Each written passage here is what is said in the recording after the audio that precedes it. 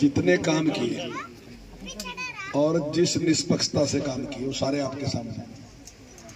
भाइयों बहनों, हमारी सरकार से पहले जब कहीं इकट्ठे बैठ कर हम सोचा था ये काम होना चाहिए, तो उठते टाइम यह कहते कि ये होनेगा नहीं। क्यों नहीं होनेगा? कि भाई सरकार तो रोहतक साइड की है। अब मेरा ख्याल है तुमने किसी ने मांगे भी नहीं। हमने 52,87,000 में धारे को भेज दे, कहे तो थे किसी ने, पर पहले ऐसा नहीं था। ऐसे ही चाहे नौकरी की बात थी, उस टाइम भी ही था कि चाहे बच्चा काबिल भी था, पर फिर भी नहीं लगा था यार मारे वाला लगने का नहीं, क्योंकि सरकार तो रोहतक साइड की। लेकिन 10 साल लगे राज ने, आज रोहतक वाले भी नहीं यह बात कह सकते कि सरकार करनाल साइड की है।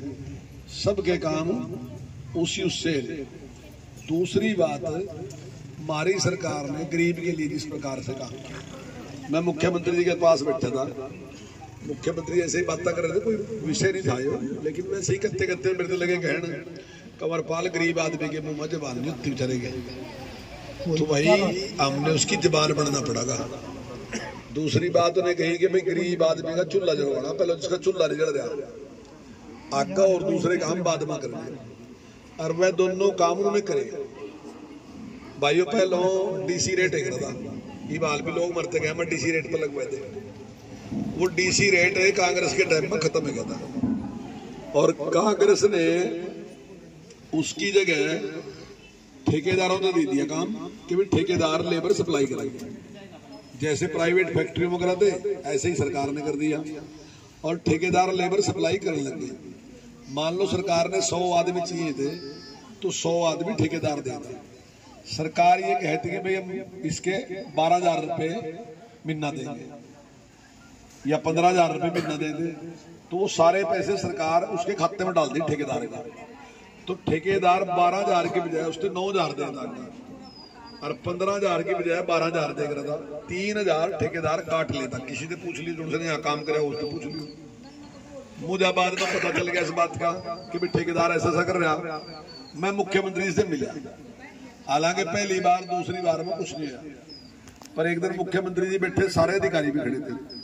मैंने फिर यही बात मुख्यमंत्री से कही कि अगर हम इनका कुछ नहीं कर सकते गरीब आदमी का, तो फिर सरकार का कुछ फायदा नहीं है। हमारी जिम्मेदारी है कि हम गरीब आदमी की चिंता करा, उसके लिए कुछ करा।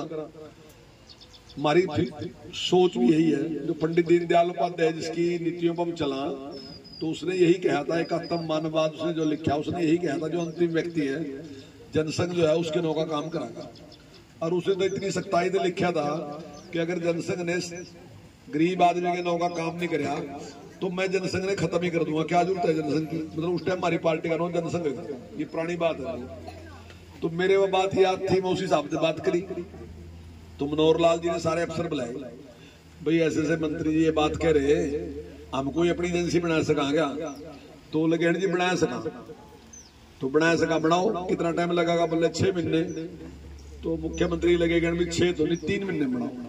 उन्हें 3 महीने बना दी, और वह उस एजेंसी का नाम है HKR, हरियाणा कौशल विकास निगम, हमने बनाया। और उसमें हमने भाइयों क्या किया कि जोड़ से सारे मजदूर थे, सारे के सारे हमने उसमें रख लिए दोबारा, चाहे वो ठेकेदार पर रहे थे, हमने रख लिए। आज किसी ने पूछ कर देख लियो, जितनी तनख्वाह है उतनी की उनके खाते में पड़ेगी। 12 है तो 12 उनके खाते में, 15 है तो 15 उनके खाते में, 1 पैसा भी उनका कटता नहीं। दूसरी बात हमने कह दिया महंगाई जैसे जैसे बढ़ेगी उनकी तनख्वाह भी वैसे वैसे बढ़ेगी। तीसरा हमने कह दिया भाई 58 साल तक तुमने हटाने के लिए, तुमने कहीं पक्की नौकरी मिलती हो दूसरी तुम कहीं जाएगा कर लो, नहीं तो थारी अभी पक्की जैसी है, इसमें भी तुमने हटाने के लिए हमने अपना काम कर दिया। चाहे आप गली नाली की बात लगा लो, चाहे बिजली की बात लगा लो, 24 घंटे बिजली की बात लगा लो, चाहे पेंशन की बात लगा लो। कांग्रेस के टाइम में जब कांग्रेस आई 400 रुपये पेंशन थी, और जब 10 साल के बाद कांग्रेस की 700 रुपये पेंशन थी। जब हमारी सरकार आई 700 पेंशन थी, आज 3,000 रुपये, उन्हें बढ़ाई 300, उन्हें बढ़ाई 2300। मैं वादा कर रहा आपसे कि मैं सारे के सारे काम करके आपकी सेवा करने का काम करेंगे। आप सबका बहुत बहुत धन्यवाद।